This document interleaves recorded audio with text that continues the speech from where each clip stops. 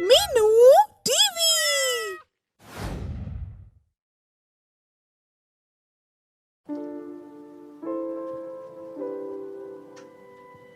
राधेपुर नाम के गांव में बिशन नाम का एक ठग रहता था। वो काम तो दूध का करता था, मगर हमेशा लोगों को ठगने के नए नए तरीके सोचता रहता था। एक दिन वह सुनार के पास गया और उसे एक अंगूठी देते हुए बोला, देखना सेठ जी, ये अंगूठी कितने की होगी? ये अंगूठी सोने की नहीं है, इस पर तो बस सोने का रंग ही चढ़ा हुआ है, फिर इसकी क्या कीमत बताऊं? पर देखने में तो सोने की लगती है। गोल्डन रंग चढ़ा है तो सोने की ही दिखेगी, इसका मतलब सोने की थोड़ी ना हो जाएगी। बात तो आपकी सही है। गोल्डन रंग वाली इस अंगूठी को बेचकर बिशन को कोई पैसा तो नहीं मिल पाता, मगर उसके शातिर दिमाग को ठगी का एक नया तरीका जरूर सूझ जाता है। ये आप गाय को गोल्डन रंग में क्यों रंगने लगे? गाय को सोने की बना रहा हूँ मीना। मैं कुछ समझी नहीं। गाय का दूध बेचकर तो कुछ खास आमदनी होती नहीं है, इसीलिए सोचता हूँ कि सोने की गाय बेचने का कारोबार शुरू कर दूं। मीना उसकी बात का मतलब समझ जाती है और खुश होते हुए कहती है, वाह जी, आपने तो लोगों को ठगने का बड़ा नायाब तरीका ढूंढ निकाला। सोने की गाय बेचकर तो हम माला माल हो जाएंगे और अमीरों की तरह जीवन बसर करेंगे। यह सुनकर मीरा मुस्कुरा देती है और फिर बिशन गाय को रंगने का काम पूरा कर लेता है। अरे, यह तो हूबहू सोने की गाय दिखने लगी। इसे देखकर तो कोई कह ही नहीं सकता कि यह साधारण गाय होगी। अब देखना मैं इसे कैसे सोने के भाव बेचता हूँ। अगले ही दिन गांव के लाला सुखालाल की नजर उस गाय पर पड़ जाती है। क्यों रे बिशन, ये गाय सोने की है क्या? ये सोना उगलने वाली सोने की गाय है लाला। पूरी दुनिया में यह एक ही गाय है और वह भी सिर्फ हमारे पास। कमाल है, तुम्हारे पास ऐसी गाय होते हुए भी तुम इतने गरीब हो।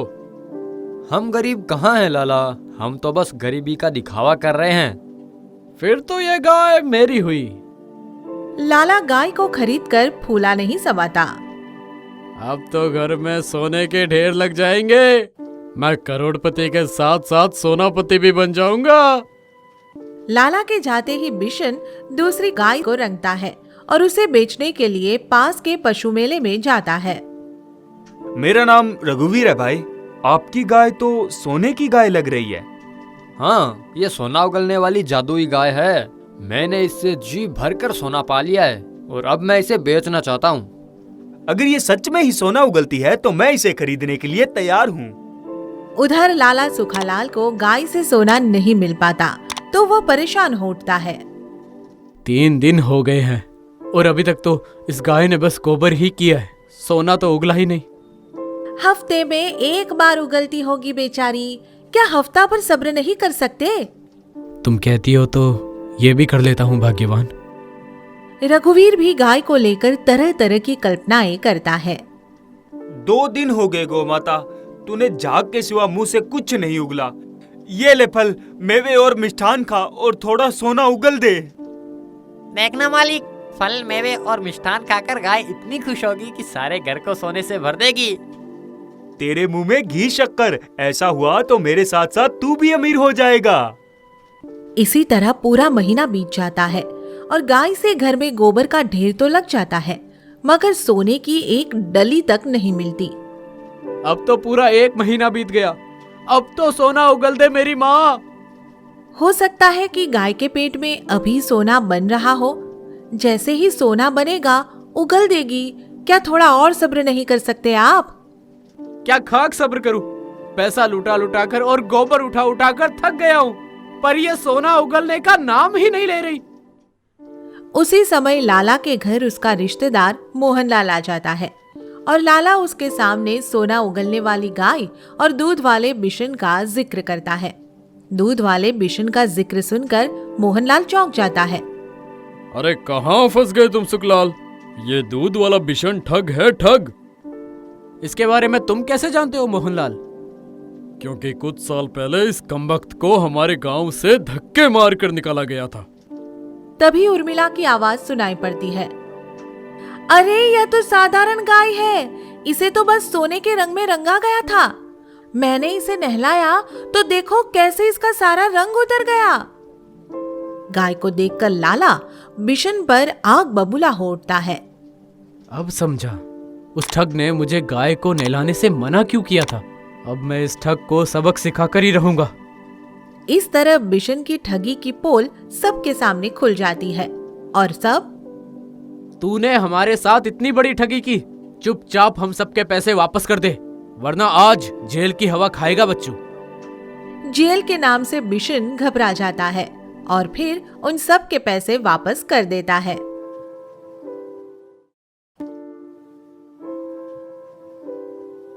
जंगल में मंगल नाम का एक डाकू रहता था।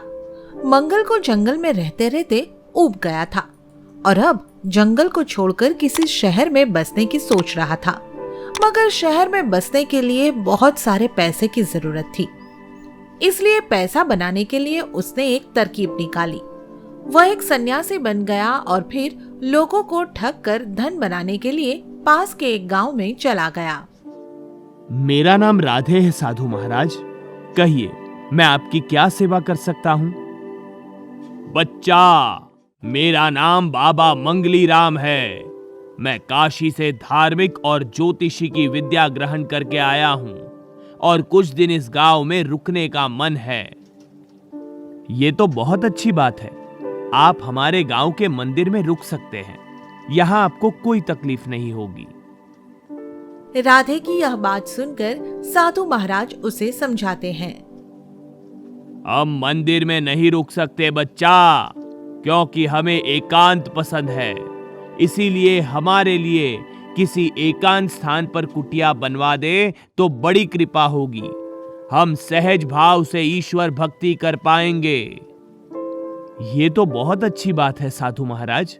हम गांव वालों की मदद से किसी एकांत जगह पर आपके लिए कुटिया बनवा देते हैं। इस तरह राधे गांव वालों से मिलकर साधु के वेश में घूम रहे डाकू मंगल के लिए कुटिया बनवा देता है और डाकू मंगल उसमें रहने लगता है।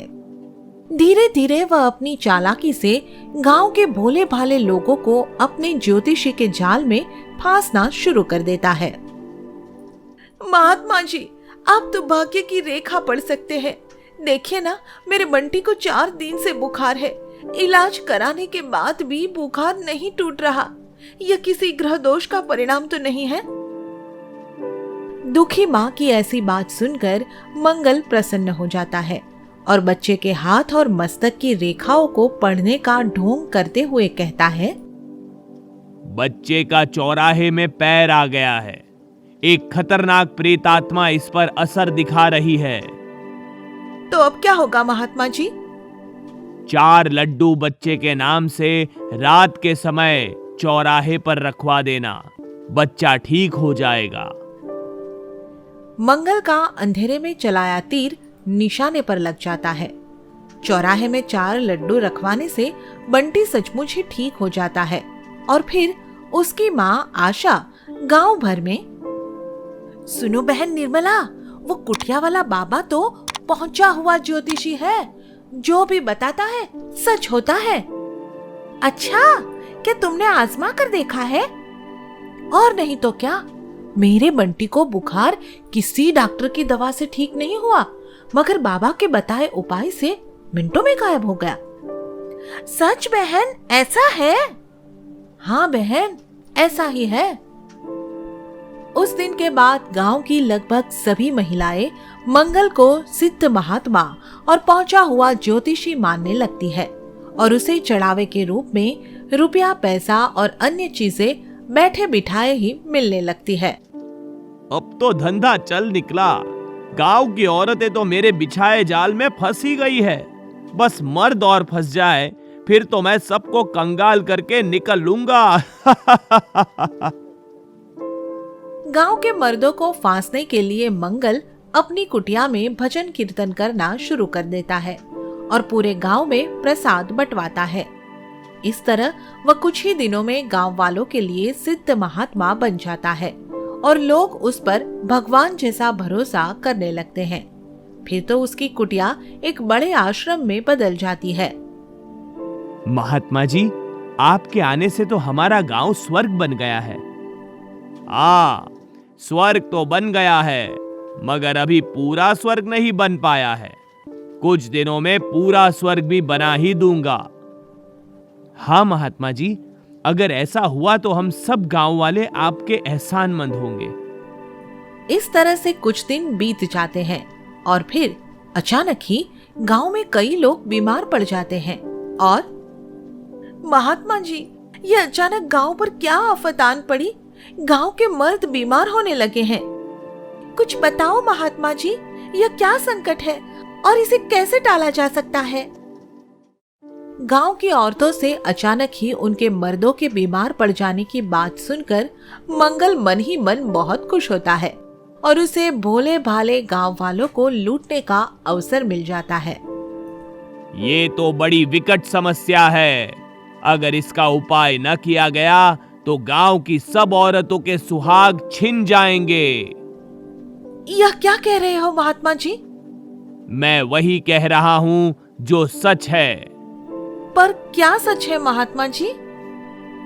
निर्मला की बात सुनकर मंगल कुछ देर के लिए अपनी आंखें बंद कर लेता है और फिर अपनी आंखें खोलते हुए कहता है, आपके पितरों की आत्माएं कष्ट में है। वे राहु नामक राक्षस की कैद में है।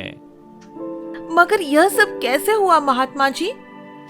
आपके पितरों की आत्माएं आप सबके सौभाग्य के तारे बनकर आपके गांव पर रोशन रहती थी और उनकी कृपा से सब संकट टल जाते थे। मगर अब क्या साधु महाराज? मगर अब उन तारों को राहु नाम के इस राक्षस ने चुरा लिया है और वे सब इसकी कैद में है। यह सुनकर गांव की सभी महिलाएं घबरा जाती है। और अब क्या होगा महात्मा जी? गांव के सब मर्द एक एक करके मर जाएंगे। यह सुनकर तो औरतों के प्राण ही निकल जाते हैं और वे मंगल से हाथ जोड़कर प्रार्थना करती है, महात्मा जी, चाहे कोई भी जतन करो, बस हमें इस संकट से बचा लो। हम विधवा नहीं होना चाहती। गांव की औरतों को इस हालत में देखकर मंगल खुश हो जाता है और उनके घर में रखे धन पर हाथ साफ करने की योजना बनाता है। इसके लिए तुम सबको एक गुप्त कर्म करना होगा। बोलो, करोगी? जल्दी बताइए महाराज, हम अपने पतियों की जान बचाने के लिए सब कुछ करने को तैयार हैं। इसके लिए तुम सबको अपने घर में रखा सारा रुपया पैसा और सोना चांदी एक रात के लिए आश्रम लाकर रखना होगा। उससे क्या होगा? मैं उस धन की पूजा करके शक्ति प्राप्त करूंगा और फिर उस शक्ति के बल पर तुम्हारे भाग्य के तारों को उस राक्षस से आजाद कराऊंगा। पर यह कार्य पूरी तरह से गुप्त होना चाहिए। इसके बारे में किसी को बताया तो सबके पति मर जाएंगे। नहीं महात्मा जी, हम किसी को नहीं बताएंगे।